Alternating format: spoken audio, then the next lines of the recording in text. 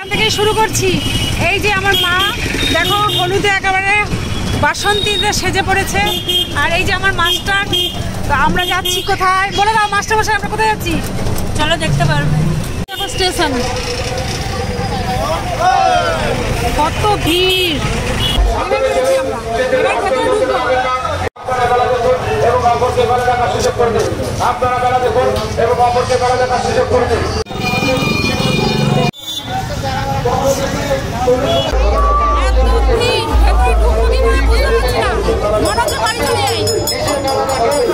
বহু বছর পর, এক যুগ না দু যুগ সেটা মনে নেই, সেইভাবে বলতে পারছি না, কিন্তু বহু বছর পর এটা সঠিক এলাম চড়ক মেলায়।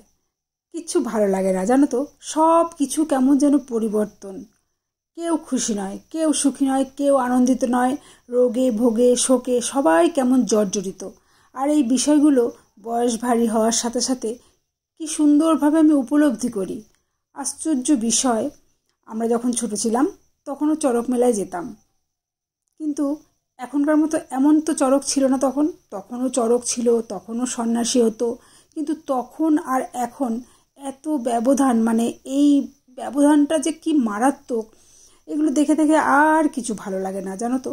এই যে আমি দেখি ফেসবুক বা ইউটিউব খুললে যে বিষয়গুলো, খেজুর গাছে উঠে প্রকৃতি, যে প্রকৃতি ছাড়া পৃথিবীর সৃষ্টি হতো না বলো তো। আরও তো কত গ্রহ আছে, সেখানে তো কোনো পৃথিবীর সৃষ্টি হয়নি, সেখানে তো কোনো মানুষ বসবাস করতে পারে না। এই আমাদের এত সুন্দর পৃথিবী, তার এত সুন্দর সৌন্দর্য, এত সুন্দর প্রকৃতি, তাকে কিভাবে মানুষ নষ্ট করছে। এটা কোন দেশের আনন্দ? এটা কেমন আনন্দ?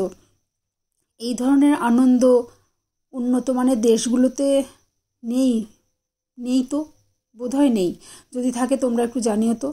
এই যে এখানে একটু ঠান্ডা আছে, ঘাস আছে, এখানে বসে মা আর আমি একটু আইসক্রিম খাচ্ছি। তো এরপরে তো বেরিয়ে যাব। এই যে খেজুর গাছে উঠে কখনো সেই খেজুর গাছটাকে দুমড়ে মুচড়ে নষ্ট করছে, আবার কোথাও বা চড়কের যে গাছা বা ওই যে লাঠিটার উপরে থাকে, গাছা বলে না কি বলে, ওটা ভেঙে মরে পড়ে যাচ্ছে, কত মানুষ মারা যাচ্ছে, জীবনহানি হচ্ছে, খেজুর গাছ থেকে পড়ে মারা যাচ্ছে। জানি না ওগুলো ফেক ভিডিও কিনা, তবে এরকম দেখছি তো আমার মন টন খুব খারাপ হয়ে গেছে। কি চড়ক মেলা দেখবো বলো। এখন মথুরা কেক নিলাম, নিয়ে বাড়ি চলে যাব, আর বোনের মেয়েটা মোমো খেলো।